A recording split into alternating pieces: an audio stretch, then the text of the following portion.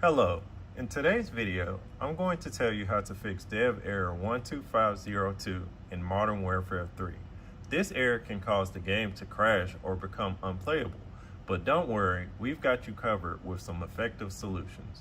Solution number 1 is to turn off on-demand texture streaming.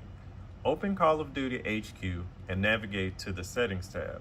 Select Graphics and then go to the Quality tab. Look for the Details and Texture section. Turn off the on-demand texture streaming option. Solution number 2 is to disable in-game overlays. Open Steam and go to your library. Right-click on Call of Duty Modern Warfare 3 and select Properties. In the General tab, uncheck Enable the Steam overlay while in-game. The final solution is to verify game files.